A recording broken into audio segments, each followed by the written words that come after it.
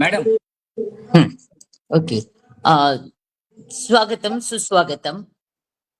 आज आजच्या ह्या कार्यक्रमासाठी उपस्थित असलेले आजचे प्रमुख पाहुणे माननीय श्री लोमटे सर, राज्य विकास राज्य मराठी विकास संस्थेचे सर्व पदाधिकारी आणि माझ्या महाविद्यालयातील माझे सर्व शिक्षक, शिक्षकेतर कर्मचारी आणि विद्यार्थी मित्रांनो, आज पंधरवाड्या निमित्ताने आपण व्याख्यानमाला जी आयोजित केलेली आहे त्याचं मला वाटतं आजचं हे 5वं पुष्प. आज राज्य मराठी विकास संस्था, मराठी भाषा विभाग, महाराष्ट्र शासन आणि संदर्भ ग्रंथालय बदलापूर आणि अर्थातच आदर्श कला, वाणिज्य आणि विज्ञान महाविद्यालय बदलापूर यांच्या संयुक्त विद्यमाने मराठी भाषा संवर्धन पंधरवाड्याच्या निमित्ताने जी व्याख्यानमाला आयोजित केली आहे त्यात आजचे पुष्प श्री आसाराम लोमटे सर हे गुंफणार आहेत. त्यांचा आजचा विषय आहे भारतीय साहित्याच्या पटलावर मराठी साहित्य. अर्थात आज आमच्या आदर्श महाविद्यालयाला ही जी संधी प्राप्त करून दिलेली आहे त्याबद्दल सर्वप्रथम मी मराठी भाषा विभागाचे सचिव डॉक्टर किरण कुलकर्णी, तसेच राज्य मराठी विकास संस्थेचे संचालक डॉक्टर श्यामाकांत देवरे, उपसंचालिका अंजलीताई ढमाळ आणि संदर्भ ग्रंथालयाचे ग्रंथपाल श्रीयुत मंदार जोशी यांचे मनपूर्वक आभार व्यक्त करते आणि आजच्या ह्या कार्यक्रमाला शुभेच्छा देते. मराठी भाषा संवर्धनाच्या निमित्ताने निश्चितच जे त्याचं उद्दिष्ट आहे मराठी भाषेचा प्रसार, प्रचार आणि त्या निमित्ताने साहित्याची आवड पुन्हा एकदा या युवा वर्गामध्ये जागृत व्हावी अशा ह्या उद्दिष्टाने हा जो पंधरवाडा साजरा केला जात आहे ह्याचं निश्चितच मला वाटतं आजच्या आपल्या लोमटे सरांच्या मार्गदर्शनामुळे हे उद्दिष्ट सफल होणार आहे अशी मी आशा बाळगते आणि पुनश्च कार्यक्रमाला शुभेच्छा देते. धन्यवाद सर. हा, नमस्कार सर. हा, नमस्कार. मी आसाराम लोमटे सरांचा थोडक्यात परिचय करून देतो. लोमटे सर हे पूर्णवेळ पत्रकार आहेत आणि कथालेखक म्हणून ते उभ्या महाराष्ट्राला परिचित आहेतच. इडा पिडा टळो, बाळ सरा आणि आलोक हे त्यांचे कथासंग्रह विशेष प्रसिद्ध आहेत. त्याचबरोबर त्यांची तसनस कादंबरी प्रकाशित झालेली आहे आणि त्यांनी विविध ठिकाणी लिहिलेल्या लेखांचा संग्रह धूळ पेरा म्हणून प्रकाशित झालेला आहे. त्यांच्या साहित्याचे हिंदी, कन्नड, इंग्रजी असे अनेक भाषांमध्ये अनुवाद झालेले आहेत. साधना साप्ताहिकाच्या वतीने प्रदान करण्यात आलेला गोविंदराव तळवलकर अभ्यासवृत्ती ही त्यांना प्रदान करण्यात आलेली आहे आणि त्या अंतर्गत दुष्काळाने उसवलेले लोकजीवन या विषयावरील एका समग्र अंकाचे रिपोर्टर्स लेखन त्यांनी केलेलं आहे. साधना साप्ताहिकाचा दुष्काळ विशेषांक जो 2019 साली प्रकाशित झालेला आहे त्यामध्ये त्यांचे लेखन समाविष्ट झालेलं आहे. पत्रकारितेसाठी त्यांना मानवी हक्क वार्ता पुरस्कार मिळालेला आहे. महाराष्ट्र पत्रकार कल्याण निधीच्या वतीने दिला जाणारा दर्पणकार बाळशास्त्री जांभेकर पुरस्कारही त्यांना मिळालेला आहे. अखिल भारतीय मराठी पत्रकार परिषदेचे पारितोषिक लाभलेले आहे. त्याचबरोबर कृषीपूरक पत्रकारितेसाठी राज्य शासनाचा शेतीमित्र पुरस्कारही लाभलेला आहे. त्यांनी देशकाल, मराठवाडा साहित्य परिषदेचे प्रतिष्ठान आणि मिळून साऱ्या जणी अशा अनेक अंकांचं आणि त्यांच्या काही अंकांचं संपादन केलेलं आहे. त्यांच्या साहित्य कृतींचं नाट्य रूपांतर, चित्रपट रूपांतर अशी रूपांतरही झालेली आहेत आणि त्यांनी साप्ताहिक साधनामध्ये तळटीप हे सदर 2008 मध्ये चालवलेलं आहे. तसेच दैनिक लोकसत्तामध्ये धूळपेर हे सदरही 2014 मध्ये चालवलेलं आहे. तर मी लोमटे सरांचं स्वागत करतो आणि आजचा जो विषय आहे भारतीय साहित्याच्या पटलावर मराठी साहित्य या विषयाला त्यांनी सुरुवात करावी अशी विनंती करतो.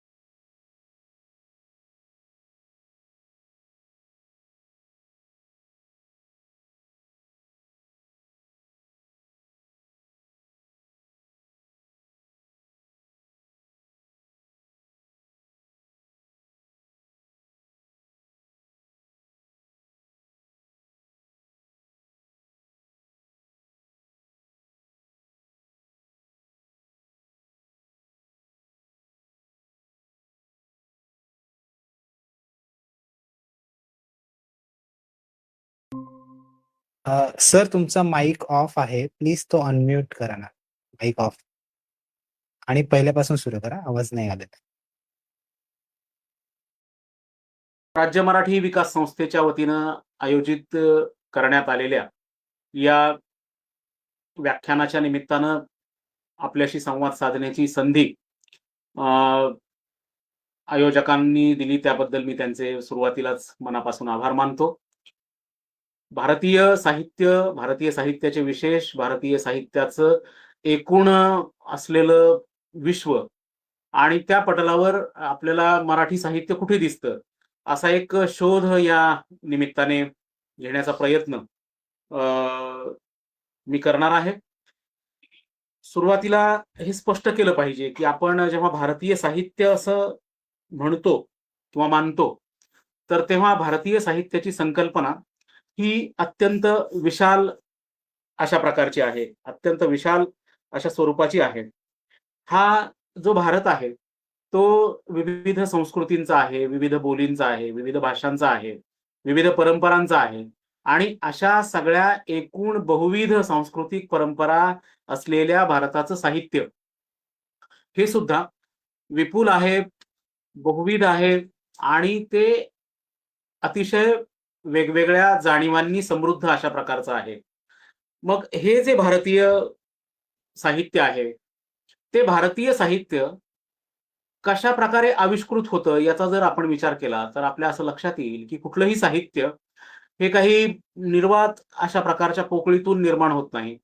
त्या साहित्याला एक भूमी असते आणि ही भूमी म्हणजे सुद्धा नुसता भूगोल नसतो, तर त्या साहित्याच्या भूमीमध्ये असलेलं जनजीवन, तिथलं लोकमानस, तिथल्या लोकपरंपरा, तिथली लोकधाटी अशा प्रकारच्या संबंध जगण्यातून आकाराला आलेलं संवेदनशील मन आणि त्या संवेदनशील मनातून आविष्कृत होणारं साहित्य असं आपल्याला साधारणपणे भारतीय साहित्याच्या बद्दल म्हणता येऊ शकतं.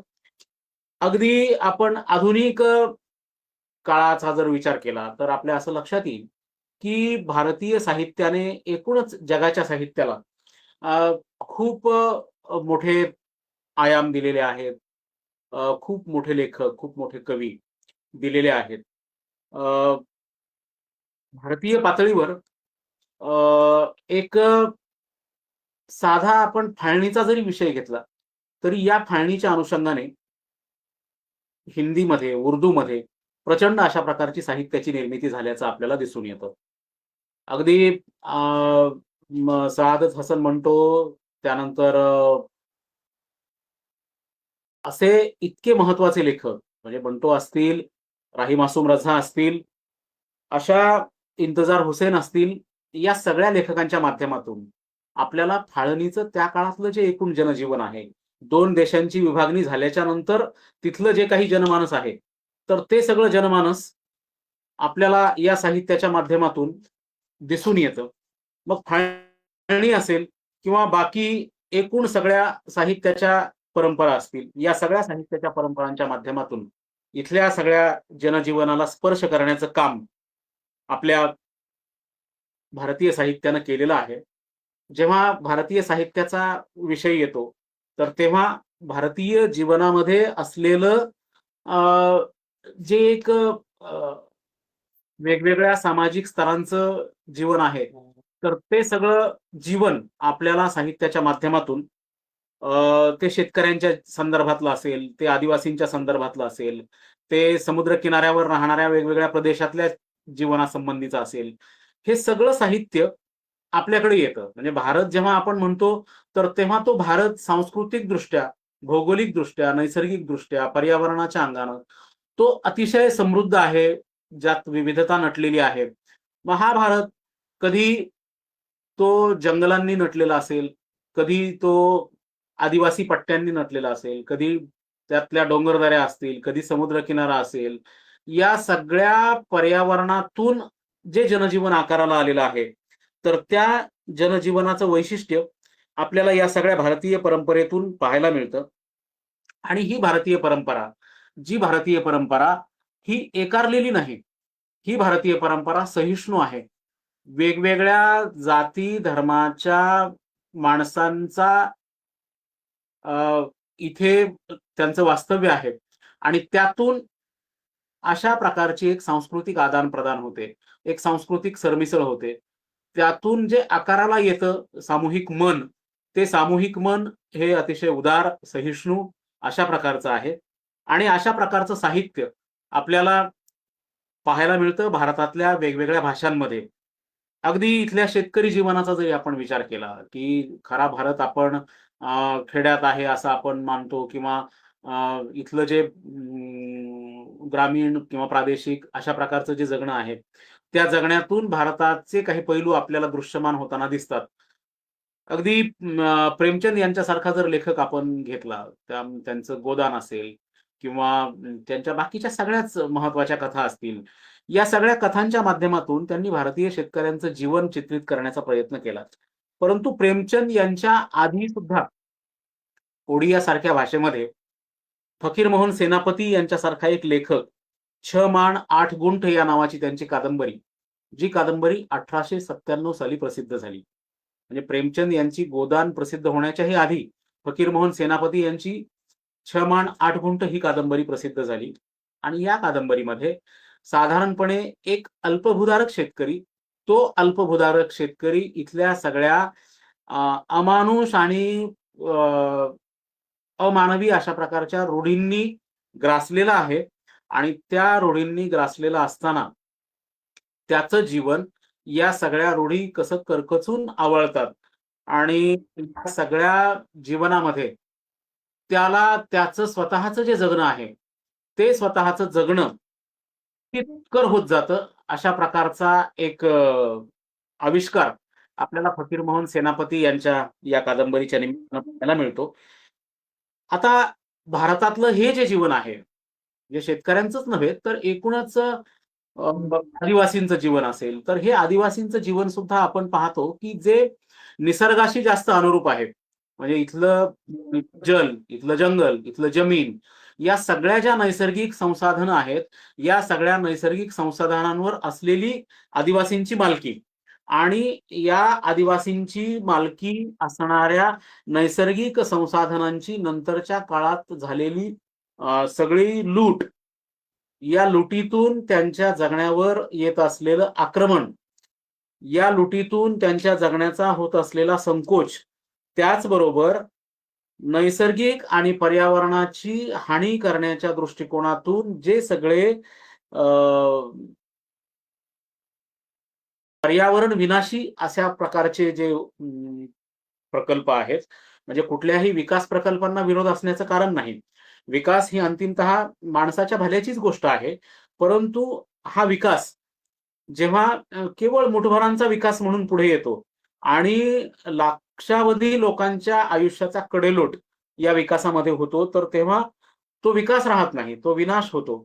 आणि अशा प्रकारचा विनाश केवळ आजच्या काळाचं चित्रच त्यातून दिसतं असं नव्हे, तर गोपीनाथ मोहंती यांची पर्जासारखी कादंबरी असेल किंवा महाश्वेता देवींच्या अरण्य राधिकार यासारख्या कादंबऱ्या असतील, ह्या सगळ्या कादंबऱ्यांच्या माध्यमातून आपल्याला असं दिसतं. सुनील गंगोपाध्याय यांची अरण्येर दिनरात्री नावाची कादंबरी आहे. या कादंबऱ्यांच्या माध्यमातून आपल्याला दिसतं की इथलं निसर्गाचं, इथलं पर्यावरणाचं जीवन इतकं समृद्ध असताना आणि इथल्या निसर्ग आणि पर्यावरणाच्या आधारे तिथला सर्वसामान्य माणूस आपलं जगणं समृद्ध करत असताना त्या जगण्यावर वरवंटा फिरवण्याचे प्रयत्न जेव्हा जेव्हा झाले, तर तेव्हा तेव्हा ते साहित्य चित्रित करण्याचं काम इथल्या सगळ्याच महत्वाच्या भारतीय लेखकांनी केलेलं आहे. हे सगळं जगणं आदिवासींचं असेल, स्त्रियांचं असेल, समाजातल्या शोषितांचं असेल, समाजातल्या तळाच्या वर्गाचं असेल, या सगळ्या जगण्याच्या माध्यमातून आपल्याला खरा भारत पाहायला मिळतो. हा भारत वेगवेगळ्या जाती समूहांमध्ये, वेगवेगळ्या धर्मांमध्ये जरी तो असला, तरी इथली जी परंपरा आहे, ती परंपरा ज्या उदारपणे या सगळ्यांना सामावून घेत पुढे आलेली आहे.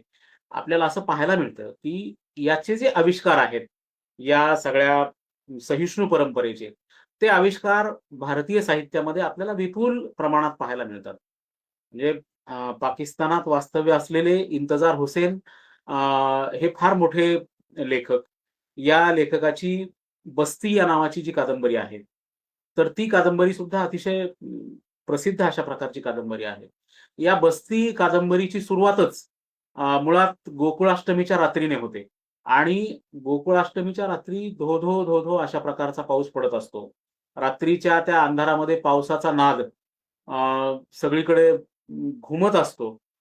अ, या कादंबरीत गल्ली आहे. याच कादंबरीत गल्लीला लागून एक मोहल्ला आहे आणि मोहल्ल्यातलं शेवटचं घर, जे गल्लीला लागून आहे, ते घर अशा पावसाच्या रात्री जागं होतं आणि या मोहल्ल्यातल्या घरात असा एक संवाद होतो, की हा एवढा पाऊस येतोय, तो किती कोसळतोय, किती घनघोर कोसळतोय. तर तेव्हा त्या घरातली, त्या मोहल्ल्यातल्या घरातली एक म्हातारी आजी म्हणते, की "बाई गं, हा जो पाऊस आहे, तर तो कृष्णाचे बाळवते धुण्यासाठी आलेला आहे." आणि हा पाऊस आल्याच्या नंतर मग तिथे ढोल वाजणं, तिथली सगळी कृष्णाची गाणी, ही सगळी जी परंपरा आहे, तर ती सगळी परंपरा आपल्याला बस्ती या इंतजार हुसेन या लेखकाच्या कादंबरीतून वाचायला मिळते. हे जे जीवन आहे, हे जीवन किंवा राही मासूम रझा यांच्या आधागाव सारखी कादंबरी, की ज्या कादंबरीमध्ये ते असं सांगतात, की माझी मुळं इथली आहेत आणि जगातली कोणतीही अशी तलवार नाही धारदार, की जी माझी इथली मुळं कापून टाकू शकेल किंवा इथली माझी मुळं उखडून टाकू शकेल. अशा प्रकारच्या जाणीवा समृद्धपणे भारतीय साहित्यामध्ये आपल्याला पाहायला मिळतात. या सगळ्या भारतीय परंपरांचा जर आपण विचार केला, तर जशा समृद्ध अशा प्रकारच्या साहित्याची निर्मिती आपल्याला हिंदीत वाचायला मिळते, बंगालीत वाचायला मिळते. तशी ती उडियामध्ये आहे, तशी ती मल्याळम भाषेत आहे, तशी ती कन्नड भाषेत आहे. भारतीय भाषेतल्या सर्व साहित्यानं एकूण भारतीय साहित्य समृद्ध केलेलं आहे. आपल्या संविधानाच्या अनुसूचीमध्ये जरी 22 भाषा सांगितल्या गेल्या असल्या, तरी सुद्धा हा देश असंख्य प्रकारच्या भाषांनी युक्त आहे. एवढंच नाही, तर या सगळ्या ज्या भाषा आहेत, त्या भाषेला परत असंख्य बोलींचा वारसा आहे आणि ज्या भाषेच्या बोली जास्त समृद्ध असतात, ती भाषा जास्त समृद्ध असते. अशा प्रकारच्या बोली, की ज्या बोली तिथल्या परिसराचा, तिथल्या मातीचा, तिथल्या जगण्याचा गंध घेऊन येतात आणि अशा प्रकारच्या बोलींच्या माध्यमातून जी साहित्य निर्मिती होते, ती साहित्य निर्मिती सुद्धा भारतीय साहित्याला समृद्ध करणारी असते. या सगळ्या भाषा, या सगळ्या भारतीय भाषा आणि या भारतीय भाषांना असलेल्या असंख्य बोली जर आपण बघितल्या, तर भारतीय साहित्य हे किती समृद्ध आहे, हे आपल्याला या निमित्तानं दिसून येईल. अगदी सुरुवातीला जेव्हा बोली भाषांबद्दल फारसं सकारात्मक पाहिलं जायचं नाही किंवा बोली म्हणजे अशुद्ध आहे, बोली म्हणजे ग्राम्य आहे, बोली म्हणजे गावंढळ आहे. अशा प्रकारची काही जुन्या धारणा किंवा काही जुन्या मोजपट्ट्या होत्या. परंतु आता बोलींचं जे महत्त्व आहे, तर ते बोलींचं महत्त्व आपल्या सगळ्यांच्याच लक्षात आलेलं आहे. याचं कारण असं, की बोलीतून जी जिवंत अशा प्रकारच्या साहित्याची निर्मिती झालेली आहे, बोलीतून जे जिवंत अशा प्रकारचं संवेदनशील मन आविष्कृत झालेलं आहे. त्यामुळे बोलींचं जे महत्त्व आहे, ते बोलींचं महत्त्व हे निर्विवाद आहे. आपल्याकडे मराठीतले भाषाशास्त्राचे एक मोठे अभ्यासक नागो कालेलकर असं त्यांचं नाव. त्यांनी असं नमूद केलेलं आहे, की आता लोकांना भाषा शिकवण्याचे दिवस गेलेले आहेत आणि लोकांची भाषा शिकण्याचे दिवस आलेले आहेत. या त्यांच्या विधानातून एक गोष्ट स्पष्ट होते. ती म्हणजे भारतीय भाषांमध्ये असलेल्या ज्या बोली आहेत, तर त्या बोली किती महत्त्वाच्या आहेत. आज अनेक भाषांमध्ये बोलीतून सुद्धा साहित्य निर्माण होतं आणि त्या बोलीचा गंध असलेली जी भाषा आहे, ती भाषा ही आज भारतीय पटलावर मोठ्या प्रमाणात येत असल्याचंही आपल्याला दिसून येतं. म्हणजे अगदी गेल्या वर्षी ज्यांना बुकर पारितोषिक मिळालं, त्या बानू मुश्ताक यांची जी हार्टलॅम्प नावाची कादंबरी आहे, तर त्या कादंबरीला ती मुळात तो कथासंग्रह, माफ करा, हा कथासंग्रह त्यांचा, आणि त्यांच्या 20-25 वर्षामध्ये ज्या काही त्यांच्या कथा लिहून झाल्या, तर त्या कथांचा निवडक संग्रह हार्टलॅम्प या नावाने आला. त्या हार्टलॅम्प संग्रहामध्ये ह्या सगळ्या कथा सुरुवातीला कन्नड भाषेत आल्या, आणि या कन्नड भाषेत आलेल्या कथा, त्या कन्नड भाषेत असलेली जी बोली आहे, तर त्या तिथली हसन हा जो भाग आहे कर्नाटकातला, त्या हसन या भागात बोलली जाणारी जी बोली आहे, त्या बोलीच्या माध्यमातून ही या कथा आविष्कृत झाल्याचं आपल्याला पाहायला मिळतं. आणि या ज्या कथा आहेत, या कथा संबंध त्यांनी केवळ देशाचंच नव्हे, तर जगाचं लक्ष वेधून घेतलं. म्हणजे भारतीय भाषेतून, केवळ भारतीय भाषेतूनच नव्हे, तर भारतीय भाषेला लगडलेल्या असंख्य बोलीतून जे साहित्य निर्माण होत आहे, ते साहित्य सुद्धा आज भारताच्या सुद्धा कक्षा ओलांडून जागतिक पटलावर पुढे येत असल्याचं आपल्याला या निमित्तानं पाहायला मिळतं. या भारतीय साहित्याचा जर आपण कानोसा घेतला, तर आपल्या असं लक्षात येईल, की मी सुरुवातीला जसं म्हणालो, की इथलं शेतकरी जीवन आहे. तर हे शेतकरी जीवन म्हणजे या सगळ्या शेतकरी जीवनामध्ये, की आपण शेतकरी जीवनाचा जेव्हा विचार करतो, तेव्हा मी फकीरमोहन सेनापतींच्या कादंबरीचा 6 माण 8 गुंठचा उल्लेख केला. परंतु प्रेमचंद यांच्यासारख्या लेखकाचं नाव अधोरेखित केल्याशिवाय आपल्याला एकूण भारतीय साहित्यामधलं त्यांचं जे स्थान आहे, तर ते स्थान अधोरेखित करता येत नाही. प्रेमचंद यांच्या अनेक कथांच्या माध्यमातून भारतीय मन, भारतीय समाजभान आपल्याला प्रकर्षानं दिसून येतं. प्रेमचंद यांची पूस की रात या नावाची एक कथा आहे, आणि भारतीय शेतकऱ्याचं जे जगणं आहे, ते भारतीय शेतकऱ्याचं जगणं या कथेच्या माध्यमातून मांडण्याचा प्रयत्न त्यांनी केलेला आहे. एक अशा प्रकार की जो कर्जबाजारी आहे, हिवाळ्याचे दिवस आहेत, गाठीशी थोडासा पैसा आहे, आणि त्या पैशाच्या आधारे आपल्यावरचं, डोक्यावरचं थोडंसं कर्ज फेडायचं असा तो विचार करतो. पण त्याच वेळी त्याची बायको त्याला म्हणते, की आता हिवाळ्याचे दिवस आहेत. तुम्हाला शेतात जागलीला जायचंय. तर अशा वेळी एक उबदार पांघरून तुम्ही घ्या, आणि वाटल्यास हे जे थोडेफार गाठीला पैसे आलेले आहेत, त्या पैशातून आपण ते पांघरून घेऊ.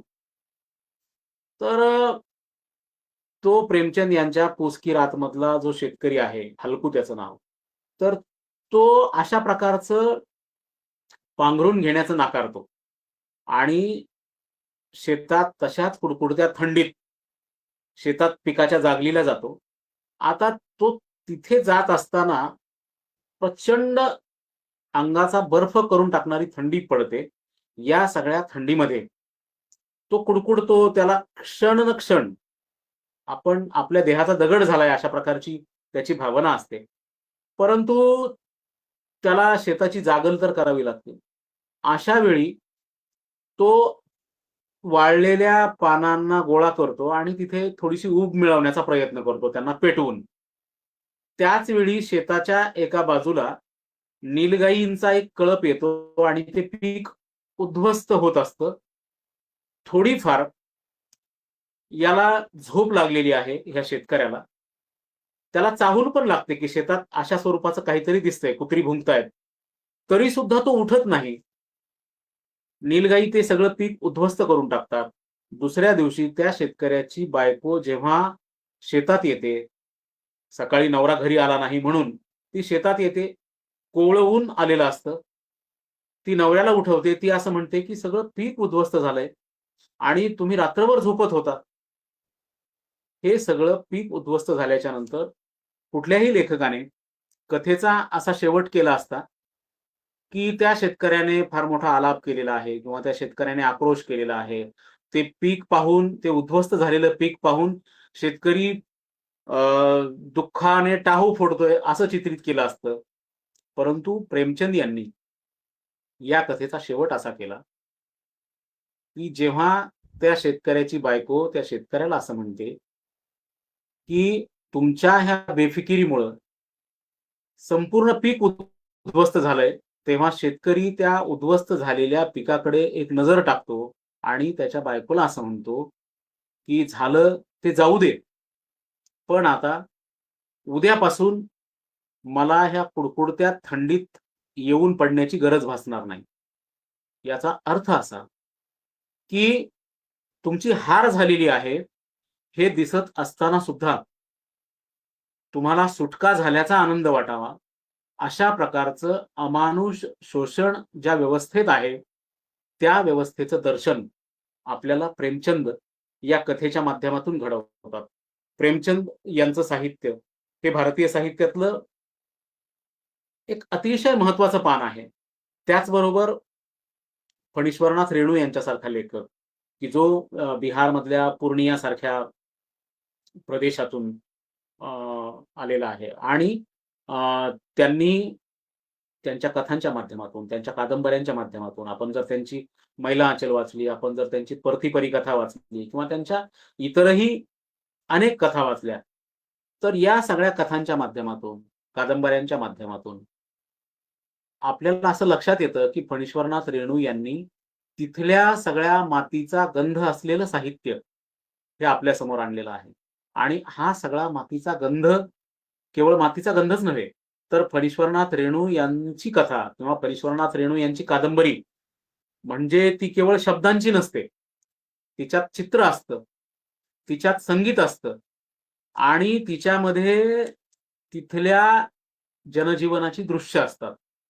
अशा प्रकारचं जनजीवन चित्रित करणारा फणीश्वरनाथ रेणू यांच्यासारखा लेखक, की जिथे बिहारमध्ये बोलल्या जाणाऱ्या असंख्य बोली, या सगळ्या असंख्य बोलींचा प्रत्यय आपल्याला त्यांच्या मैला आंचलमध्ये येतो किंवा ह्या सगळ्या बोलींचं दर्शन आपल्याला मैला आंचल सारख्या त्यांच्या कादंबरीतून, परती परिकथासारख्या लेखनातून आपल्याला पाहायला मिळतं. या सगळ्या लेखकांनी भारतीय साहित्य समृद्ध केलेलं आहे. भारतीय साहित्याला, लोकसाहित्याची, भारतीय साहित्याला लोकजीवनाशी संबंधित असलेल्या साहित्याची प्रचंड अशी मोठी देण आहे. आणि हे साहित्य जे लोकांनी आविष्कृत केलेलं आहे, लोकमानसातून घडलेलं आहे, अशा प्रकारचं साहित्य, ज्या साहित्यातून लोकांच्या आशा, लोकांच्या आकांक्षा, लोकांची स्वप्न आपल्याला पाहायला मिळतात.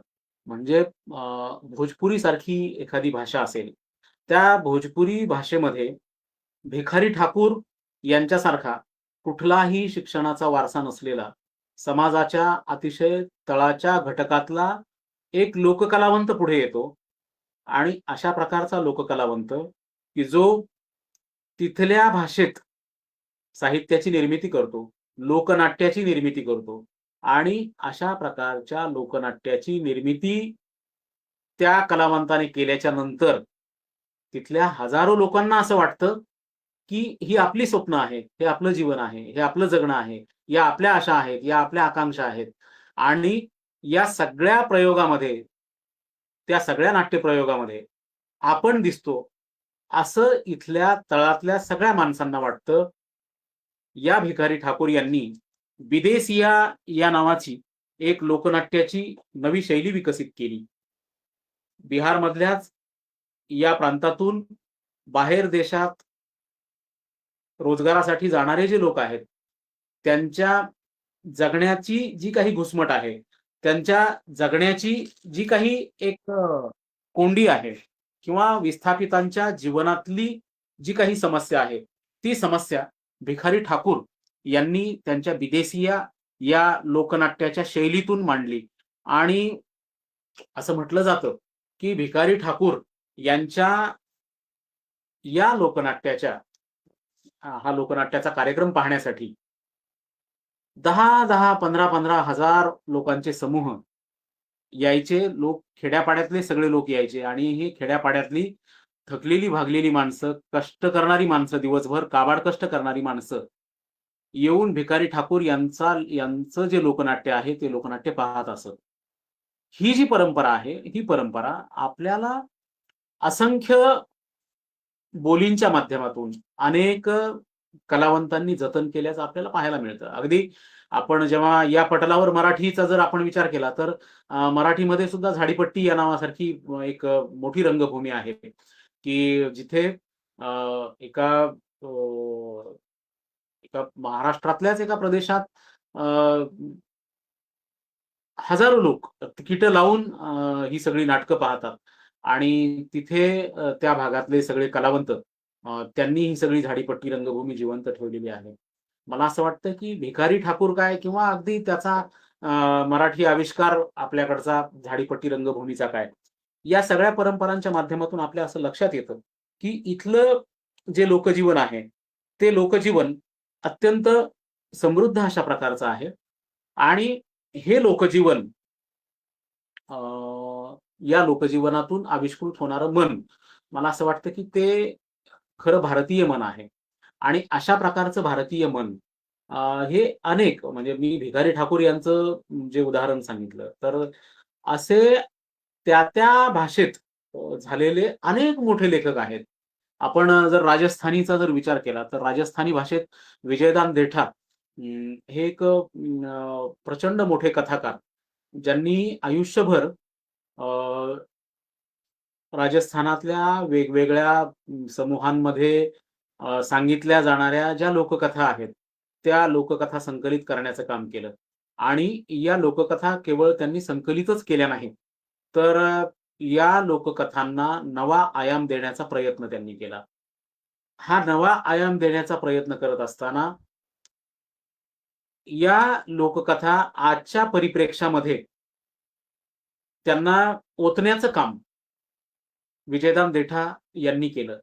त्यांच्या अनेक कथा, त्यांची मेहनतसार या नावासारखी कथा असेल, की ज्या कथेचा अनेकदा उल्लेख केला जातो. या कथेमध्ये एक सर्वसामान्य शेतकरी, छोटा शेतकरी, जो शेत नांगरणारा शेतकरी आहे.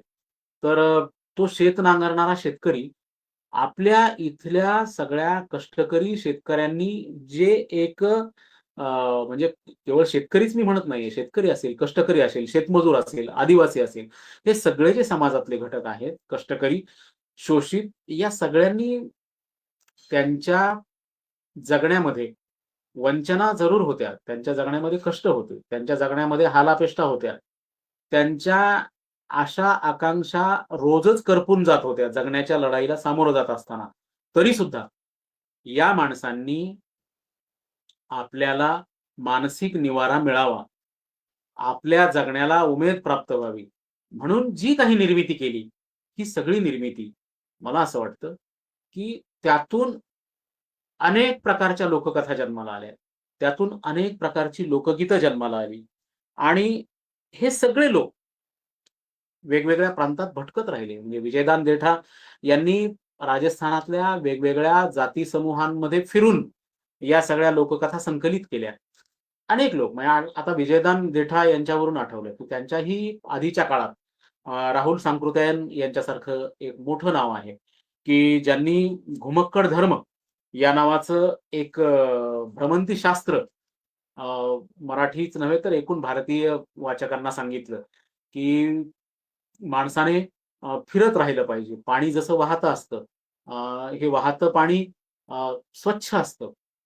पाणी जेव्हा थांबतं, पाणी जेव्हा साचतं, तेव्हा त्याचं डबकं होतं आणि त्या डबक्यातून दुर्गंधी यायला लागते. माणूस वाहता असला पाहिजे, माणूस प्रवाही असला पाहिजे. अशा प्रकारचं अशा प्रकारचा विचार राहुल सांकृत्यायन यांच्या एकूणच लेखनाच्या बुडाशी आपल्याला दिसतो. आणि तो केवळ वाहता किंवा केवळ प्रवाही असून चालत नाही, तर हा माणूस त्याला ज्ञानाची तहान असली पाहिजे. त्याला ज्ञानाची लालसा असली पाहिजे आणि ही ज्ञानाची लालसा किती असावी? तर राहुल सांकृत्यायन यांनी बाहेरच्या प्रदेशातून, बाहेरच्या देशात खेचरावर लादून काही महत्त्वाचे ग्रंथ आणले. असंख्य भाषांवर प्रभुत्व असलेले राहुल सांकृत्यायन, की ज्यांनी इतिहास, धर्म, कला, संस्कृती अशा सगळ्याच संदर्भात अत्यंत मौलिक अशी ज्ञानसंपदा निर्माण केली. तर मला असं वाटतं, की हे सगळं भारतीय साहित्य एकूणच अत्यंत महत्वाचं आहे. राहुल सांकृत्यायन यांच्याच काळात आणि त्यांच्या किंचित मागे असलेले बाबा नागार्जुन यांच्यासारखं उदाहरण आहे, की जे बऱ्यापैकी भटकत राहिले, ज्यांनी बलचन्मा सारखी कादंबरी लिहिली. बिहारमधला जो एक दबलेला, पिचलेला अशा प्रकारचा कष्टकऱ्यांचा वर्ग आहे. तर त्या कष्टकरी जीवनामध्ये अ, एक अशा प्रकारचा गुराखी मुलगा, की ज्याच्या बापाला तिथल्या सरंजामी व्यवस्थेनं बांधून मारलेलं आहे खांबाला, असं चित्र पाहणारा एक मुलगा, जो पुढे त्या विषमतेच्या खातेऱ्यातून पुढे येतो आणि विषमतेच्या खातेऱ्यातून पुढे आल्याच्या नंतर तो एका क्रांतीचं नेतृत्व करायला लागतो. त्याला जनसुराज, इन्क्लाब यासारखे शब्द माहीत होतात आणि तो एका लढ्याची प्रेरणा बनतो. मला असं वाटतं, की अशा कितीतरी उदाहरणांच्या माध्यमातून भारतीय साहित्याचं हे जे महत्व आहे, ते महत्व आपल्या लक्षात येईल आणि हा जो भारत आहे, तर तो भारत प्रचंड असा आडवा-तिडवा पसरलेला आहे. इतक्या सगळ्या वेगवेगळ्या परंपरांनी, वेगवेगळ्या लिपींनी बांधलेला आहे. म्हणजे अगदी ज्याला सेवन सिस्टर्स असं मानलं जातं, तर तो हा सगळा पूर्वोत्तरी जो भाग आहे, की जिथे हिंसा आणि या सगळ्याच गोष्टी सातत्यानं घडत राहतात. अशा प्रकारच्या हिंसेच्या भळभळत्या जखमा कायम वागवणारा जो प्रदेश आहे, त्या प्रदेशातलं चित्रण करणाऱ्या सुद्धा अनेक लेखकांनी तिथले भाग आपल्या समोर मांडले. म्हणजे अगदी आसाम, अविभाजित आसामचं चित्रण करणारे वीरेंद्र कुमार भट्टाचार्य, ते अलीकडे अलीकडच्या लेखनापर्यंत आपल्याला येता येऊ शकेल. तेमसुलाओ किंवा ममंगताई अशी अनेक उदाहरणं आपल्याला सांगता येतील. या सगळ्या लेखनाच्या माध्यमातून आपल्या असं लक्षात येतं, की हा भारत असंख्य भाषांनी तर युक्त आहे. लिपी सुद्धा अनेक आहेत. म्हणजे आपल्याला देवनागरी लिपी माहिती आहे, परंतु द्रविडी लिपी आहे. अगदी 100 वर्षापूर्वी विकसित झालेली ओलचिकी सारखी लिपी असेल, की ज्याच्यातून आता संथाली साहित्य निर्माण होतं. ती ओलचिकी सारखी लिपी असेल. या सगळ्या साहित्याच्या माध्यमातून लोकांनी अनेक कविता लिहिल्या, अनेक कादंबऱ्या लिहिल्या. त्याआधी वेगवेगळ्या स्वरूपाची आख्यान काव्य निर्माण झाली आणि वेगवेगळ्या प्रकारच्या आख्यान काव्याच्या माध्यमातून, वेगवेगळ्या प्रकारच्या लोककाव्याच्या माध्यमातून हे सगळं आपल्या समोर येतं. मला असं वाटतं, की जेव्हा समाजामध्ये कट्टरतेच्या भिंती उभ्या केल्या जातात, जातीच्या, धर्माच्या नावावर कलह निर्माण केले जातात, धार्मिक दुही निर्माण करून माणसातल्या माणूसपणाला हद्दपार करण्याचा प्रयत्न होतो. तेव्हा भारताचा हा जो एक विविधतेतून आलेला जो एकरंग आहे, तो एकरंग मला महत्वाचा वाटतो. अनेक रंगांनी युक्त असलेला हा देश, परंतु तो अनेक रंगांनी युक्त जरी असला, तरी आणि तो बहुविध अशा प्रकारच्या परंपरेतून जरी असला, तरी सुद्धा या देशाची एकसंधता, या देशाचं एकजिन्सीपण हे जास्त महत्वाचं वाटतं. आणि हे एकजिन्सीपण मला असं वाटतं, की अनेक रंग जरी असले, तरी त्या रंगांमध्ये सुद्धा एक सौंदर्य असतं आणि त्या सौंदर्याचा आविष्कार आपल्याला एखाद्या कलाकृतीमध्ये अनेक जरी रंग असले, त्या रंगांचं प्रत्येक रंगाचं स्वतःचं अस्तित्व जरी असलं, तरी अनेक रंगांनी युक्त असलेली एखादी कलाकृती ज्या पद्धतीनं आपल्याला सुंदर दिसते, त्या पद्धतीनं असंख्य जाणीवांचं, असंख्य भाषांचं, असंख्य बोलींचं, असंख्य लिपींचं असलेलं हे जे भारतीय साहित्य आहे, ते भारतीय साहित्य जेव्हा भारतीय साहित्य म्हणून पुढे येतं, तेव्हा त्यात असलेला जो एकजिन्सीपणा आहे, तो एकजिन्सीपणा आपल्याला प्रकर्षानं दिसून येतो. ती भारतीय परंपरेतलं सगळ्यात महत्वाचं जर उदाहरण सांगायचं असेल तर संत कबीरां एवढं मोठं उदाहरण हे आपल्याला शोधूनही सापडणार नाही, की ज्या कबीरांनी रंग ही ते रंग उपजे, सब रंग देखा एक, कौन रंग है जीव का, ताका करहू विवेक.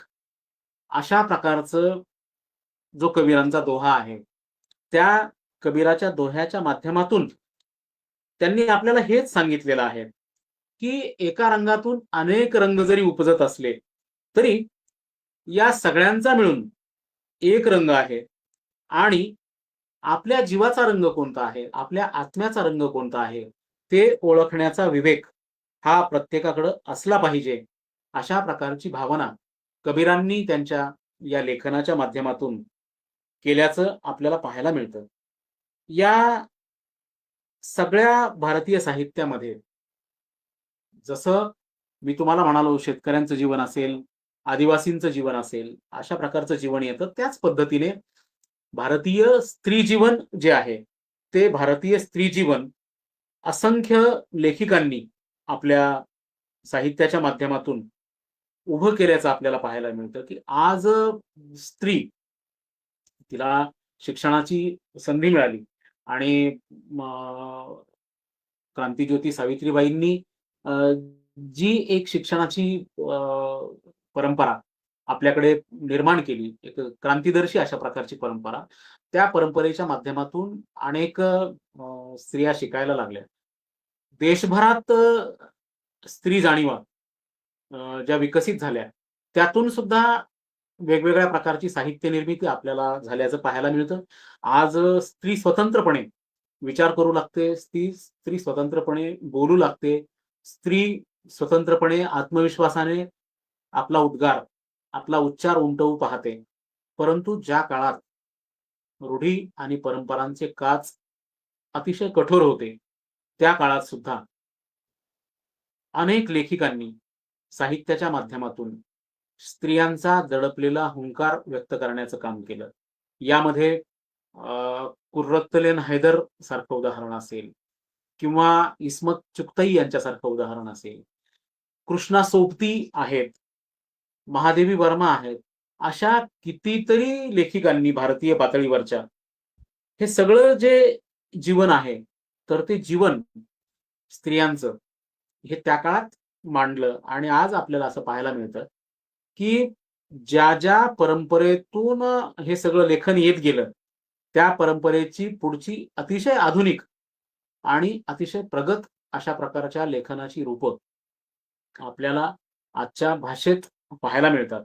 म्हणजे महाश्वेता देवींनी अरण्य अधिकारच्या माध्यमातून, हजार चुराशीरच्या माध्यमातून, म्हणजे हजार चुराशीरमा ही वेगळी नक्षलवाडी आंदोलनाशी संबंधित असलेल्या एका तरुणाचं भावविश्व चित्रित करणारी ती कादंबरी आहे. परंतु अरण्य अधिकार सारखी जी कादंबरी आहे, ती जी कादंबरी इथल्या जल, जंगल, जमीन या गोष्टींवर नैसर्गिक मालकी हक्क असणाऱ्या, परंतु काळाच्या ओघात त्यांना या समाजातल्या सगळ्या राजकीय सत्ता, इथल्या सगळ्या भांडवली सत्ता ज्या पद्धतीने मूळ जमीन मालकांना हुसकावून लावण्याचं कारस्थान रचतात, अशा प्रकारचं चित्रण महाश्वेता देवींनी केलं. पुढच्या काळात आपल्या असं लक्षात येतंय, की ज्या ज्या लेखिकांनी हे सगळं चित्रण केलं, त्याचे पुढचे अत्यंत तरल अशा प्रकारचे आविष्कार आपल्याला पाहायला मिळतात. म्हणजे महाश्वेता देवींनी आदिवासींचं जगणं मांडलं, परंतु आज निर्मला पुतुल किंवा जसिंता केरकेट्टा अशी असंख्य नावं आपल्याला सांगता येतील, की ही नावं आजच्या नव्या जाणीवा साहित्याच्या माध्यमातून मांडण्याचं एक महत्वाचं काम त्या करतायत असं आपल्याला पाहायला मिळतं. इथल्या भारतीय परंपरा आणि इथली भारतीय संस्कृती ही कुणाचाही द्वेष करणारी किंवा इथलं जे भारतीय तत्वज्ञान आहे, तर ते भारतीय तत्वज्ञान हे कुणाचाही द्वेष करणारं, कुणालाही आकसबुद्धीनं त्याचं जगणं नाकारणारं अशा प्रकारचं असू शकत नाही. इथली भारतीय परंपरा ही सर्वांना सामावून घेणारी, सर्वांना कवेत घेणारी अशा प्रकारची आहे. म्हणजे अगदी सुरुवातीला अनेक वर्षांपूर्वी, म्हणजे त्याचं सगळ्यात मोठं उदाहरण रवींद्रनाथ टागोर यांच्या गोरा यासारख्या कादंबरीच्या माध्यमातून आपल्याला पाहायला मिळेल, की जो गोरा, ज्याला एक वंशाचा, धर्माचा अभिमान असतो, आणि नंतर असं लक्षात येतं, की ज्या धर्माचा, ज्या वंशाचा त्याला अभिमान आहे, त्या वंशात, त्या धर्मात त्याचा जन्मच झालेला नाही. त्याचा जन्म अन्य कुठल्यातरी वंशाचा आहे. हे जेव्हा त्याच्या लक्षात येतं, तेव्हा त्याला स्वतःला एक मुक्त अशा प्रकारचं वाटायला लागतं. त्याला असं वाटायला लागतं, की मी कुठल्यातरी एका धर्माचा वृथा दुराभिमान बाळगत होतो आणि अन्य कुणाचा तरी द्वेष करत होतो. तर आता मला असं लक्षात येत आहे, की मी ज्या धर्माचा आहे असं मानत होतो, त्या धर्माचा मी नाहीच आहे. आज माझ्यातली ही जी वर्णाभिमानाची गोष्ट आहे, ती गोष्ट नष्ट झालेली आहे. आता या भारतातला प्रत्येक माणूस हा माझा बंधू आहे. मला या भारतातल्या कुठल्याही माणसाविषयी आकस नाही. मला या भारतातल्या प्रत्येक माणसाबद्दल प्रेमच आहे. मला या भारतातल्या प्रत्येक माणसाबद्दल ममत्वच आहे. अशा प्रकारची भावना रवींद्रनाथ टागोर यांच्या गोरा या कादंबरीतून ती आपल्याला दिसून येते. मला असं वाटतं, की आजच्या एकूण साहित्याचा विचार करताना हा जो भारतीय साहित्याचा विचार आहे, तर तो भारतीय साहित्याचा विचार अत्यंत महत्त्वाचा आहे, असं मला वाटतं. आणि हे जे भारतीय साहित्य आहे, वेगवेगळ्या भाषेतलं, वेगवेगळ्या बोलीतलं अ, तर ते सुंदर आहे. भारतीय साहित्याचा हा जो विशेष आहे, तर तो अतिशय लोभस आहे. जसं आपण एखादं फुलपाखरू पाहतो, की जे फुलपाखरू त्याच्या पाठीवर अनेक रंग असतात त्याच्या पंखावर, परंतु तरीही ते सुंदर दिसतं. त्याप्रकारे भारतीय साहित्याचा हा जो गाभा आहे, तर तो गाभा मला असं वाटतं, की तो लोभस आहे, तो सुंदर आहे. अनेक भाषा आहेत, उर्दूसारखी भाषा आहे, की जी या मातीत जन्माला आली, जी या भूमीत जन्माला आली आणि उर्दू भाषेतून अनेक लेखक, अनेक कवी जन्माला आले. म्हणजे प्रेमचंद उर्दूतही लिहायचे आणि हिंदीतही लिहायचे. उर्दूत अनेक प्रकारचे महत्त्वाचे शायर, की ज्यांनी पुढे प्रचंड अशा प्रकारची निर्मिती केली. ती उर्दूसारखी भाषा असेल किंवा दखनीसारखी भाषा असेल, की जी दखनी ह्या सगळ्या मुघल सत्ता इकडे आल्याच्या नंतर तमिळ, तेलुगू, कन्नड, मराठी अशा भाषांमधल्या या बोलींमधले अनेक शब्द कवेत घेऊन दखनीसारखी भाषा अस्तित्वात आली. ही दखनी भाषा हे सुद्धा एक भारतीय साहित्यातलं एक महत्त्वाचं दालन आहे. अ, अगदी डोगरी असेल, काश्मीरी असेल, संथाली असेल किंवा सेवन सिस्टर या प्रदेशातून येणाऱ्या वेगवेगळ्या भाषा असतील. तर ह्या सगळ्या भाषा, हे सगळं साहित्य भारतीय जनजीवनाला स्पर्श करणारं आहे. ज्या टागोरांचा मी आता उल्लेख केला. टागोर हे बंगालचे आणि बंगाली भाषेतून त्यांनी साहित्य निर्मिती केली, इंग्रजीतूनही केली. परंतु शिवराम कारंत यांच्यासारखं जे कन्नड भाषेतलं मोठं नाव आहे, तर त्यांना दक्षिणेतले टागोर असं मानलं जायचं, की ज्यांनी अ, भारतीय पातळीवर अतिशय महत्त्वाच्या कादंबऱ्या लिहिल्या आणि या सगळ्या महत्त्वाच्या कादंबऱ्या महत्त्वाच्या त्यांच्या कलाकृतींच्या माध्यमातून तिथलं जे जीवन आहे, बेट्टद जीव यासारखी त्यांची कादंबरी, की जी कादंबरी डोंगरा एवढा या नावानं मराठीत आलेली आहे. शिवराम कारंत किंवा कुवेंपू, अनंतमूर्ती, गिरीश कर्नाड अशी सगळी कन्नड भाषेतली महत्त्वाची नावं. त्यातले असलेले शिवराम कारंत, की ज्यांनी यक्षगान यासारख्या लोकनाट्याची जी परंपरा आहे, त्या लोकनाट्याच्या परंपरेपासून ऊर्जा घेऊन स्वतःची साहित्याची निर्मिती केली. मला अजून एक या सगळ्याच भारतीय लेखनाचा विशेष असा वाटतो, की हे सगळे जे भारतीय लेखक आहेत, या सगळ्या भारतीय लेखकांनी अ, तिथल्या म्हणजे त्यांच्या मातीतल्या ज्या लोकपरंपरा आहेत, त्यांच्या मातीतलं जे सगळं लोकसाहित्य आहे, ते लोकसाहित्य हे आपल्या लेखनात पूर्णपणे पचवून, आत्मसात करून, रुळवून त्यानंतर त्यांनी त्यांच्या लेखनाचा आविष्कार केल्याचं आपल्याला पाहायला मिळतं. हा देश यापूर्वी आणि आजही जात वास्तव ही कधी न टाळता येणारी या देशातली गोष्ट. परंतु या देशात असलेल्या जात, धर्म या घटक हे जे घटक आहेत, त्यातून जे काही शोषण झालेलं आहे, तर त्या शोषणाला ठामपणे विरोध करणारं साहित्य सुद्धा भारतीय साहित्यात अत्यंत महत्वाची जागा व्यापून आहे, असं मला वाटतं. म्हणजे इथली सरंजामी व्यवस्था, इथली जाती व्यवस्था, इथली सगळी सामाजिक विषमता, या सगळ्या गोष्टी भारतात होत्या. त्यांचा आपल्याला संदर्भ सुद्धा लेखनातून दिसतो. पण त्याच वेळी या सगळ्या गोष्टींना सुरुंग लावणारं साहित्य सुद्धा आपल्याला मोठ्या प्रमाणावर निर्माण झाल्याचं दिसून येतं. आणि जेव्हा आपण असं मानतो, की भारतीय साहित्याला किंवा भारतीय साहित्याच्या पटलावर मराठी साहित्याचं योगदान किंवा मराठी साहित्याचं मोठेपण काय? मला असं वाटतं, की इथलं दलित साहित्य, आंबेडकरी साहित्य म्हणजे इथल्या 1960 नंतरचा जो सगळा सामाजिक विषमतेच्या विरुद्ध पुकारण्यात आलेला जो एल्गार होता आणि डॉक्टर बाबासाहेब आंबेडकर यांच्या क्रांतिदर्शी विचारातून निर्माण झालेली जी एक साहित्य निर्मिती आहे, त्या निर्मितीने जो काही अवकाश व्यापला, तो अवकाश इतका मोठा होता, की मराठीतलं दलित ह्या संज्ञेनं ओळखलं जाणारं साठोत्तरी जे साहित्य होतं, ते साहित्य मला असं वाटतं, की मराठीनं ही भारतीय साहित्याला दिलेली फार मोठी देण आहे. नामदेव ढसाळ यांच्यासारखा कवी किंवा बाबूराव बागुल यांच्यासारखा कथाकार, कादंबरीकार, दया पवार अशी अनेक नावं आपल्याला घेता येतील, की एकूण जेव्हा भारतीय साहित्याच्या पटलाचा आपण विचार करतो, तेव्हा ही नावं आपल्याला महत्वाची वाटतात. आणि हिंदीत सुद्धा म्हणजे मुर्दहिया सारखं लेखन असेल किंवा पुढच्या काळात ओमप्रकाश वाल्मिकी आणि नंतरही अनेक नावं आपल्याला सांगता येतील.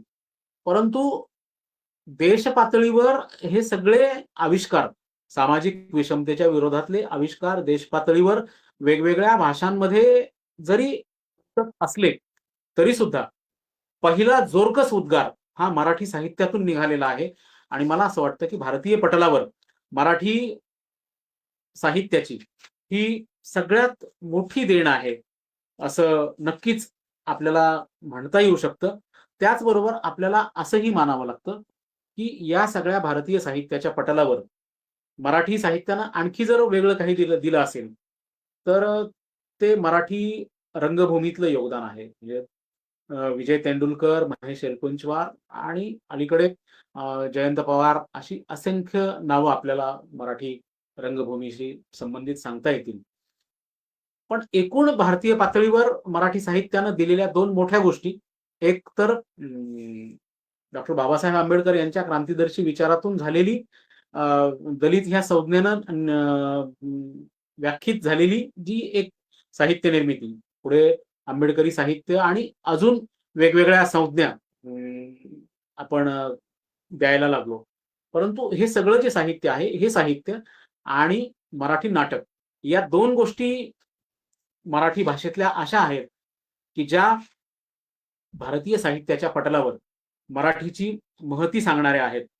अगदी गिरीश कर्नाड यांच्यासारखा नाटककार सुद्धा मराठी रंगभूमीचं हे मोठेपण त्यांनी वारंवार अधोरेखित केलेलं आहे. आणि एवढंच नाही, तर मराठी रंगभूमी ही एकूण भारतीय रंगभूमीच्या पटलावर अगदी 80-90 त्याच्याही आधीच्या दशकापासून मराठी रंगभूमी ही प्रगत आणि संपूर्ण भारतीय समाजाचं लक्ष वेधून घेणारी अशा प्रकारची होती, असं आपल्याला दिसून येतं.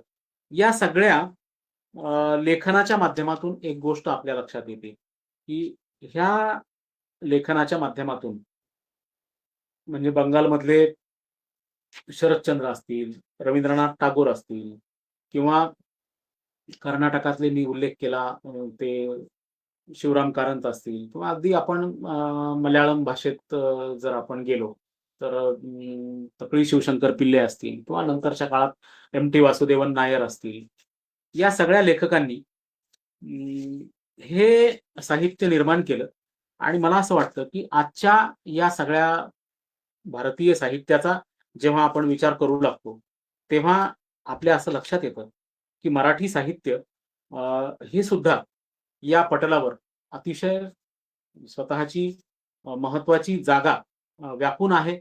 मराठी नाटकांचा तर मी उल्लेख केलेलाच आहे, परंतु मराठी कादंबरी, मराठी कविता, या सगळ्याच वाङ्मय प्रकारातून जे साहित्य आलं आजवर, तर त्या साहित्यात हे सगळे भारतीय साहित्याचे विशेष अनेक मराठी लेखकांमध्ये आपल्याला दिसून येतात की भारतीय असणं म्हणजे इथल्या सगळ्या समूह मनाला कवेत घेणारं लेखन ज्या लेखकांनी निर्माण केलं, त्या सगळ्या लेखनाच्या जर आपण शोध घेतला, त्या लेखनाच्या परंपरेत मराठी लेखन हे सुद्धा तेवढंच महत्वाचं आहे. आणि अनेक लेखक, मराठीतले अनेक कवी, मी ज्या नामदेव ढसाळांचा उल्लेख केला की त्यांची गोलपीठापासून ते नंतरच्या सगळ्याच महत्वाच्या कविता असतील, किंवा बाबुराव बागुलांची कथा असेल, कादंबरी असेल,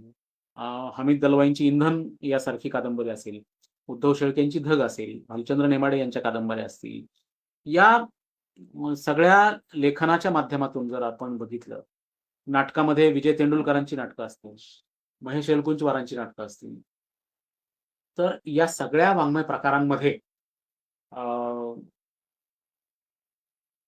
जे मराठी मन व्यक्त झालेलं आहे, मराठी समाजभान व्यक्त झालेलं आहे, त्या सगळ्या लेखनाच्या माध्यमातून आपल्याला असं मानता येईल की एकूण भारतीय पातळीवर मराठी साहित्य, भारतीय पटलावरचं जे मराठी साहित्य आहे, तर ते मराठी साहित्य आणि भारतीय असण्याची जी काही लक्षणं आहेत, ती लक्षणं मराठी साहित्यातल्या अनेक नावांमध्ये, वेळेअभावी सगळ्याच नावांचा या ठिकाणी उल्लेख करता येणार नाही. त्यातही जी अलीकडची नावं आहेत, त्यापेक्षा जी महत्वाची नावं मराठी साहित्य भारतीय पटलावर महत्वाचं मानणारी जी नावं आहेत, त्या नावांचा मी इथे फक्त वेळेअभावी थोडासा निर्देश केलेला आहे.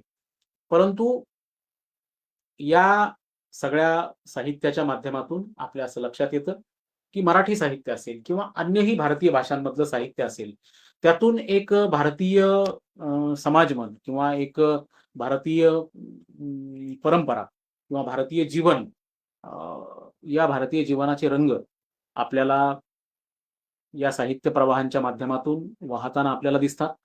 हा भारत अनेक परंपरांचा, अनेक भाषा बोलल्या जाणारा, अनेक सांस्कृतिक परंपरा असलेला, अनेक धर्म, अनेक बोली असलेला, आणि ह्या सगळ्या विविधतेतून आविष्कृत होणारं जे साहित्य आहे, त्या साहित्याला असलेलं परत भारतीय या नावाचं एकजिन्सीपण ज्याला म्हणता येईल, तर ते एकजिन्सीपण साहित्याच्या दृष्टिकोनातून अतिशय महत्वाचं आहे.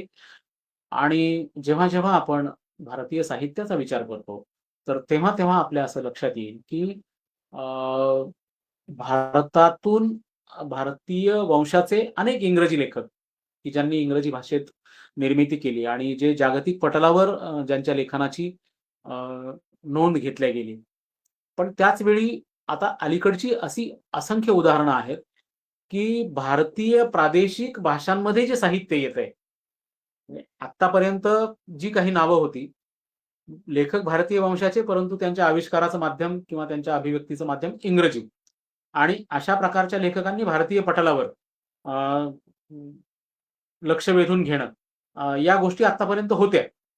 पण अगदी या दशकात जर आपण बघितलं तर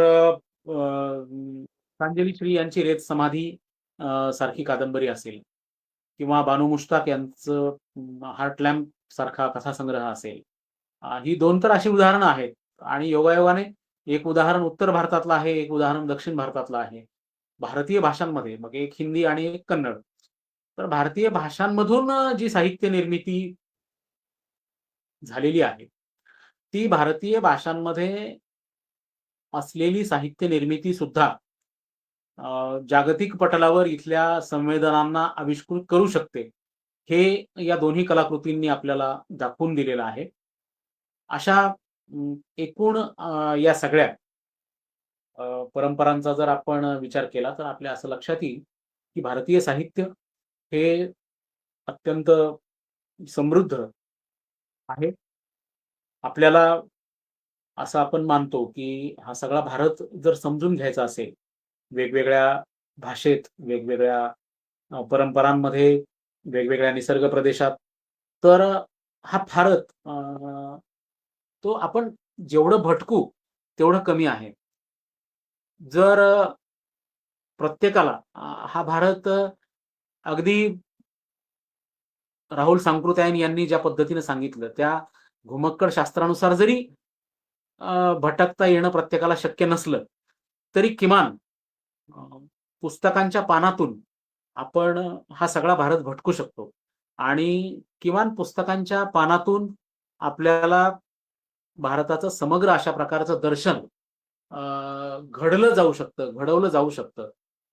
हे हा जो भारत आहे, तर तो भारत मला असं वाटतं, की जो साहित्याच्या माध्यमातून आविष्कृत झालेला आहे, तो भारत अ, अनुभवण्यासाठी, तो भारत एका वेगळ्या संवेदनशीलतेच्या पातळीवर त्याची अनुभूती घेण्यासाठी हे सगळं भारतीय साहित्य आपण वाचण्याची गरज आहे. ते आत्मसात करण्याची गरज आहे. मग आपल्या असं लक्षात येईल, की या भारतीय साहित्यामध्ये विविधता किती आहे. ही विविधता अगदी जशी पहाडी प्रदेशांमध्ये निर्माण झालेलं जसं साहित्य आहे, तसं अनेक विषय म्हणजे अ, भारताला एक विस्तीर्ण अशा प्रकारचा मोठा समुद्रकिनारा पण लाभलेला आहे. तर या समुद्र किनाऱ्यावरचं जे जीवन आहे, तर त्या समुद्र किनाऱ्यावरचं जीवन चित्रित करणाऱ्या सुद्धा अनेक कादंबऱ्या, अनेक कथा, अनेक कविता आपल्याला पाहायला मिळतात. तर अशा प्रकारच्या विविध जनजीवनाने युक्त असलेला हा भारत आणि या भारताचं समृद्ध अशा प्रकारचं दर्शन मी म्हणालो तसं आपल्याला प्रत्यक्ष जरी भटकता येत नसलं, हे जीवन समजून घेण्यासाठी म्हणजे आपण प्रत्येक जण प्रयत्न करतो. म्हणजे प्रत्येकाला तहान असते नवा प्रदेश पाहण्याची, नवी संस्कृती समजून घेण्याची, नवं जग समजून घेण्याची, नवी माणसं समजून घेण्याची, नव्या परंपरा जाणून घेण्याची आणि हे जे कुतूहल असतं, ते कुतूहल प्रत्येकात असतं. पण त्याच वेळी आपण हेही लक्षात घेतलं पाहिजे, की हे कुतूहल शमवण्यासाठी जरी प्रत्येकाला अवघा भारत भटकणं शक्य नसलं, तरीही या सगळ्या म्हणजे मी निर्देश केलेल्या आणि अनेक नावं सुटली आहेत. त्या सगळ्या नावांनी हा भारत, हे भारतीय साहित्य समृद्ध केलेलं आहे. किमान आपण भारतातला सगळा वेगवेगळा मुलूख जरी पायाखाली घालू शकत नसलो, तरी सुद्धा भारताच्या वेगवेगळ्या भाषेतून आलेलं, भारताच्या वेगवेगळ्या बोलीतून आलेलं साहित्य, हे आपण आस्वादाच्या पातळीवर, वाचनाच्या पातळीवर नक्कीच अनुभवू शकतो आणि त्यातून आपल्याला एका भारतीय मनाचं, भारतीय समाज मनाचं दर्शन घडवलं जाऊ शकतं, दर्शन घडू शकतं आणि भारतीय लोकमानस नावाची जी गोष्ट आहे, ती आपल्याला या साहित्याच्या माध्यमातून समजून घेता येऊ शकते. हे या निमित्तानं मला आवर्जून सांगावसं वाटतं. एकूणच भारतीय साहित्याच्या संदर्भात आणि भारतीय साहित्याच्या संदर्भात या विवेचनाचा सर्वाधिक भाग हा भारतीय पटलावरचं जे साहित्य आहे, तर ते साहित्य अधोरेखित करणं हा होता आणि हे भारतीय साहित्य अधोरेखित करत असतानाच काही मराठी साहित्यातल्या महत्त्वाच्या नोंदींना मी स्पर्श केलेला आहे. मला असं वाटतं, की एकूण भारतीय साहित्याच्या अनुषंगानं मला जे काही विवेचन या ठिकाणी करायचं होतं ते मी तुमच्यासमोर मांडलेलं आहे.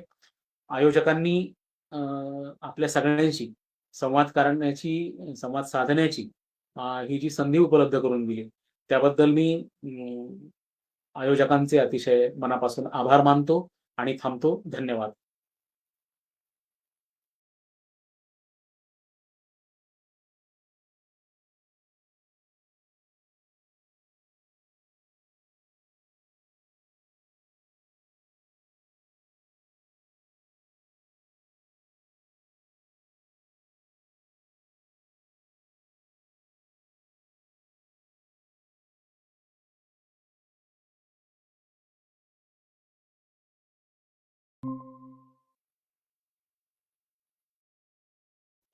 हा नमस्कार सर. हा हा बोला. सर नमस्कार. हा नमस्कार. नमस्कार. हा खूपच माहितीपूर्ण झालं सर आजचं व्याख्यान. काही प्रश्न आहेत. बर. हा तर ते प्रश्न विचारतायत. प्रत्येकाने आपलं नाव सांगावं आणि मग प्रश्न सांगावा.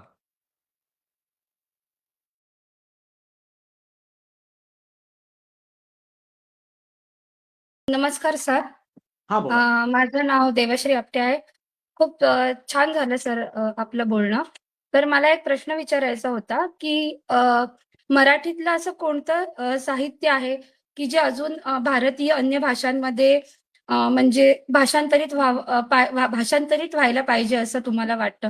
की जेणेकरून बाकीच्या भाषांमधील लोकांना पण त्या रिलेटेड माहिती मिळेल किंवा त्याचा फायदा होईल?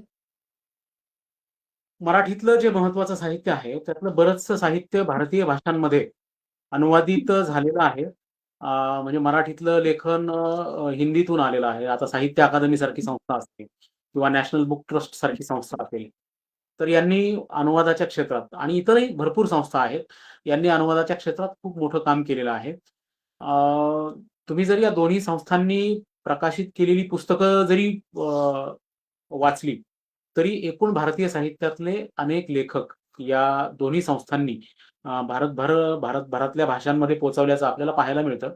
मराठीत मला असं वाटतं, की अजूनही म्हणजे काही कादंबऱ्या किंवा काही कथासंग्रह वेगवेगळ्या भारतीय भाषांमध्ये आले असले, तरी सुद्धा मराठीतलं जास्त साहित्य हे इंग्रजी भाषेत जाण्याची गरज आहे.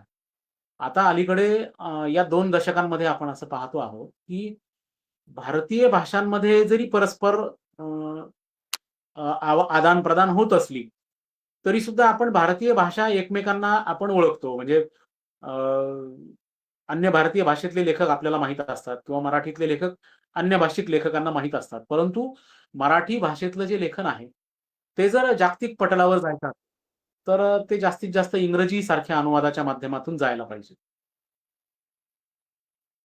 धन्यवाद सर.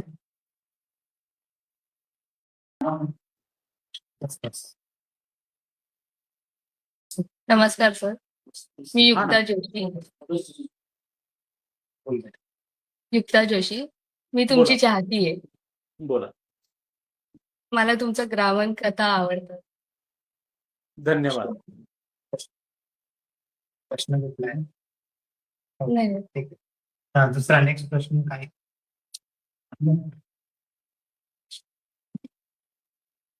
सर नमस्कार, मी मयूर. इतर भाषांमधील साहित्य हे आपल्या भाषांमध्ये यावं असं कोणतं वाटतं? म्हणजे गुजराती असेल, मल्याळम असेल, ते आपल्या मराठी भाषेत यावं असं वाटतं. आता मी तुम्हाला आताचं विवेचन जर तुम्ही ऐकलं असेल, तर त्या विवेचनामध्ये जी सगळी नावं मी तुम्हाला सांगितली, त्यातलं बहुतेकांचं साहित्य मराठी भाषेत आहे. म्हणजे प्रेमचंद मराठीत आहेत, फणीश्वरनाथ रेणू आहेत, शिवराम कारंत आहेत, रवींद्रनाथ टागोर आहेत, एम.टी. वासुदेवन नायर आहेत, विजयदान देठांच्या काही कथांचे अनुवाद झालेले आहेत. असे भारतभरातले वेगवेगळे लेखक मराठी भाषेत आहेत. म्हणजे आपण जर अनुवादाच्या माध्यमातून जर ते समजून घेण्याचा प्रयत्न केला, तर प्रत्येकच भारतीय लेखक हा मराठीत आलेला आहे. म्हणजे महत्वाचा लेखक.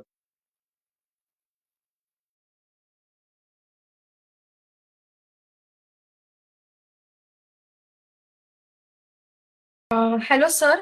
माझं नाव पूर्वा पाटणकर.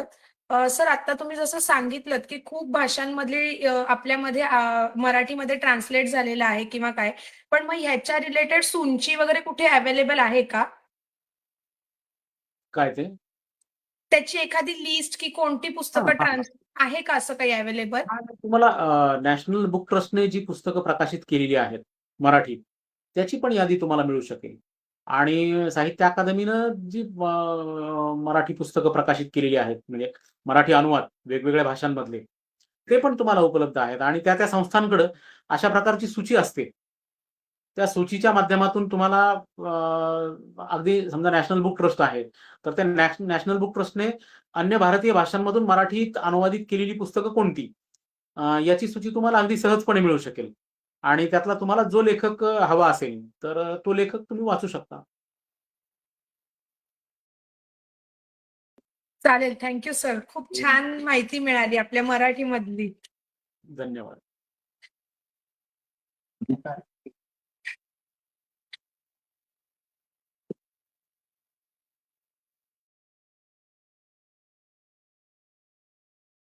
आजचे प्रमुख पाहुणे श्री आसाराम लोमटे यांचे आभार. राज्य मराठी विकास संस्था, मराठी भाषा विभाग, महाराष्ट्र शासन आणि राज्य मराठी विकास संस्थेचे मध्यवर्ती संदर्भ ग्रंथालय यांनीही या कार्यक्रममालेचे आयोजन केले, याबाबतीत त्यांचे आभार. या कार्यक्रमासाठी आदर्श महाविद्यालयाने सभागृह उपलब्ध करून दिले, त्याबद्दल आदर्श विद्याप्रसार संस्थेचे महाविद्यालयाचे आभार. या कार्यक्रमाचे चित्रीकरण व प्रसारण करणारे किरण भालेराव आणि त्यांची टीम यांचेही आभार. तसेच खानपान सेवा उपलब्ध करून दिल्याबद्दल श्री व सौ जाधव यांचे आभार. सर्वात महत्वाचे म्हणजे सर्व विद्यार्थी व शिक्षक, शिक्षकेतर कर्मचारी, प्राध्यापक वर्ग जे ऑनलाईन उपस्थित आहेत, त्या सर्वांचे आभार. धन्यवाद.